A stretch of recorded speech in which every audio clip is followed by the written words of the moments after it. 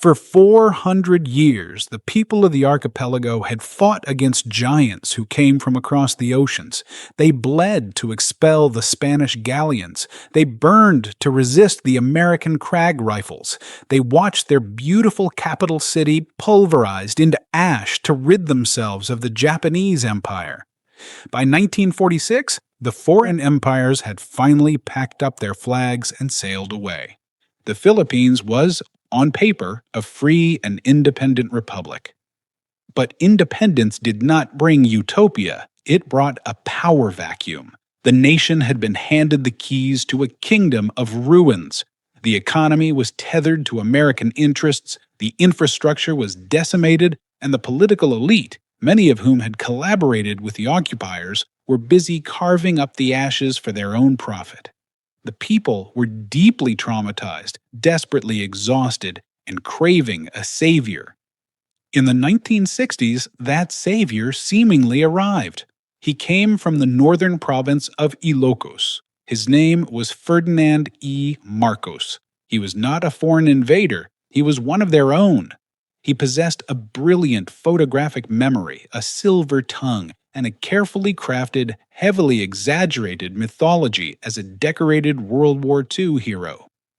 Marcos promised to make the nation great again. He promised a new society that would sweep away the oligarchs, modernize the country, and restore discipline to a fractured people. He was a master of political theater, and beside him stood his wife, Imelda, a former beauty queen whose glamour rivaled Hollywood royalty. Together, they projected an intoxicating image of power, youth, and destiny. Elected president in 1965, Marcos's first term was a whirlwind of aggressive infrastructure projects. He built roads, bridges, and schools at a breakneck, unprecedented pace. The archipelago was finally being connected. The public was mesmerized by the sheer scale of the progress. But this rapid modernization was an illusion built on the foundation of sand and massive, staggering foreign debt. Marcos realized what the Spanish and Americans had known. To control the archipelago, you must project absolute dominance. But instead of military forts, Marcos built a fortress of paper and propaganda. He understood that whoever controlled the narrative controlled the nation, and he was preparing to rewrite the rules of the game.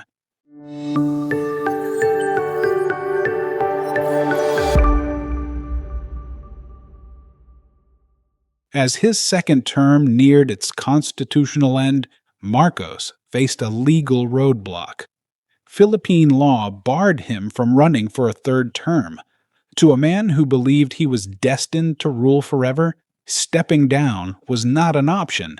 If the Constitution stood in his way, he simply had to destroy it. While Ferdinand manipulated the laws, Imelda manipulated the landscape.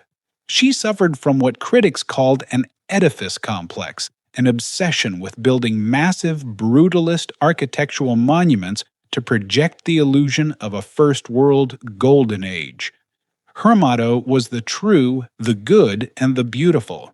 But the beauty was only skin deep. To fund these colossal vanity projects, the regime borrowed billions of dollars from the World Bank and the IMF. The debt piled up to unimaginable heights, mortgaging the future of generations of Filipinos yet to be born. The money flowed in, but massive percentages of it were quietly siphoned off into offshore Swiss bank accounts and dummy corporations. Imelda's vision of Manila had no room for the ugly reality of poverty. When international events like the 1974 Miss Universe pageant or the IMF World Bank Summit came to town, she ordered massive whitewashed concrete walls to be erected overnight along the highways. These walls physically hid the sprawling, desperate slums from the eyes of foreign dignitaries. It was the literal whitewashing of a nation's suffering.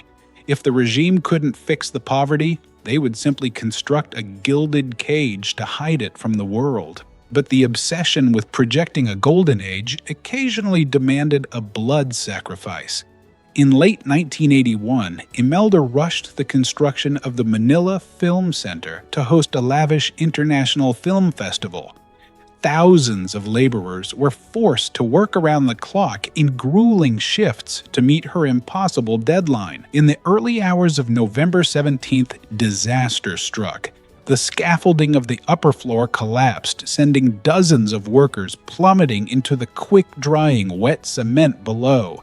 It was a horrific industrial accident, but the regime's response was even chilling. Fearing negative international press, the First Lady allegedly ordered a media blackout.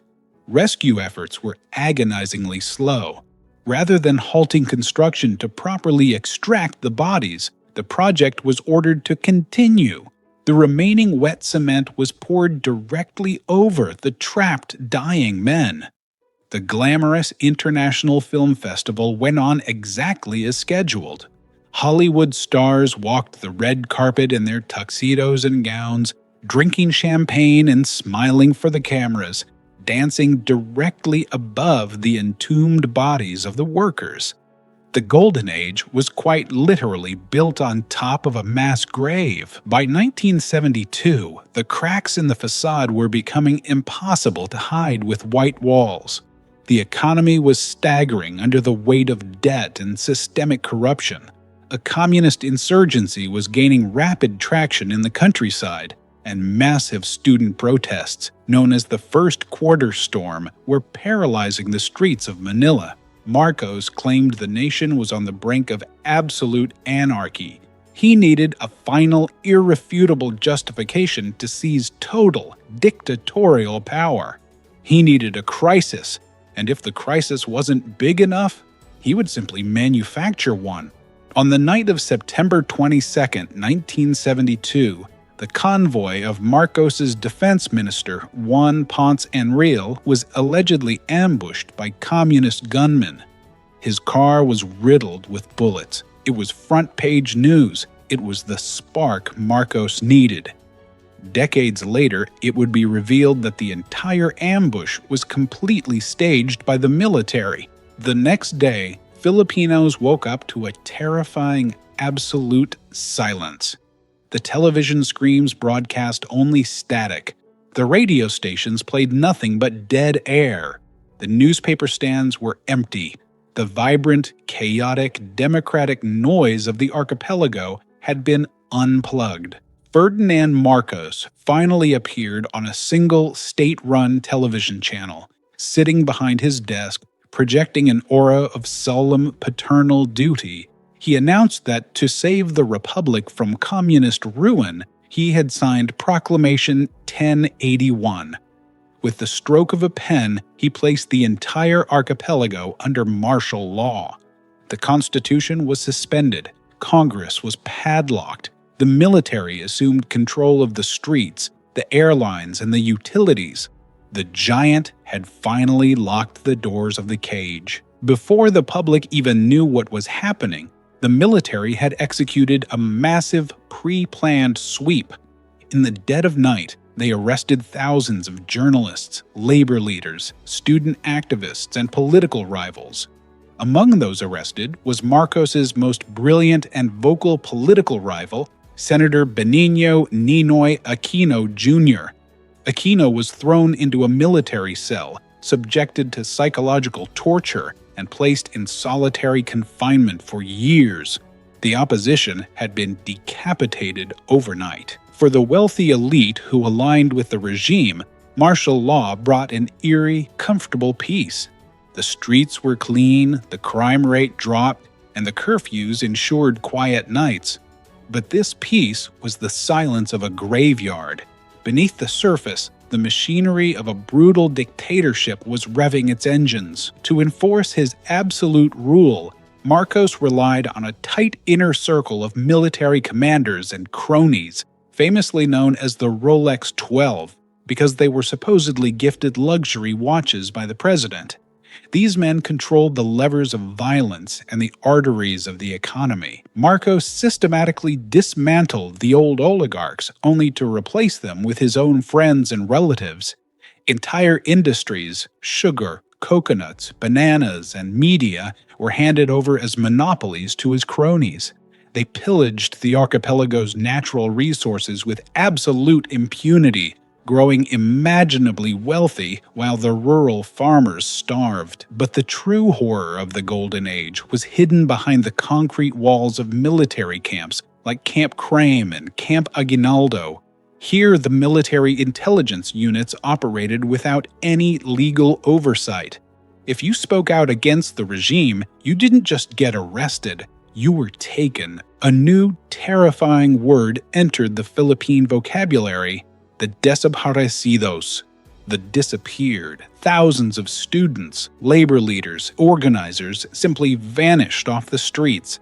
They were snatched from bus stops, taken from their homes in the middle of the night, and never seen by their families again. Inside the safe houses, the regime perfected the art of pain. Political prisoners were subjected to horrific torture methods designed to break their minds and bodies. The San Juanico Bridge involved forcing a victim to lie suspended between two beds while being beaten. The telephone involved simultaneously slapping both of a victim's ears to rupture their eardrums. Electroshock, waterboarding, and sexual violence were deployed systematically. The goal was not just to extract information, but to generate a level of terror so absolute that it paralyzed the entire population. Human rights organizations estimate that during the 14 years of martial law, over 70,000 people were imprisoned, 34,000 were tortured, and over 3,200 were murdered by the military and police. Their bodies were often dumped in empty fields, which was known as salvaging. The gilded cage was complete. The Marcos family partied with world leaders, shopped for diamonds in New York, and bought masterwork paintings in Europe, while beneath them, the archipelago was suffocating in a dark, blood-soaked basement of their own design. But tyrants always miscalculate the endurance of their own foundations. By the early 1980s, the Golden Age was collapsing under its own weight. The global economy shifted, the foreign loans dried up, and the stolen billions left the Philippine treasury completely hollow. The economy entered a catastrophic nosedive. Inflation skyrocketed. The middle class, who had previously tolerated the dictatorship in exchange for stability, suddenly found themselves standing in long lines just to buy basic necessities. The fear that had paralyzed the nation was slowly mutating into a desperate, furious anger. Sensing the regime's weakness, Senator Ninoy Aquino, who had been allowed to leave for the United States for heart surgery, made a fatal decision. Despite warnings from Imelda Marcos that he would be killed if he returned, Ninoy believed that he had to go back to unite the fractured opposition. On August 21, 1983, China Airlines Flight 811 touched down at the Manila International Airport. Before Aquino could even reach the terminal, military escorts boarded the plane. They grabbed him by the arms and led him down the service staircase. As his feet touched the tarmac, a single sharp gunshot rang out, then a volley of automatic fire. When the smoke cleared, the man who was supposed to lead the Democratic opposition lay dead on the concrete, his white suit soaking in blood. The regime claimed he was killed by a lone communist gunman. Nobody believed them. The assassination of Ninoy Aquino was the spark that landed in the dry brush of a nation that had been suffocating for a decade. The shock did not create fear this time, it shattered it. 2 million people poured into the streets of Manila for Ninoy's funeral procession. It was an unprecedented, massive display of defiance. The silent majority was silent no more.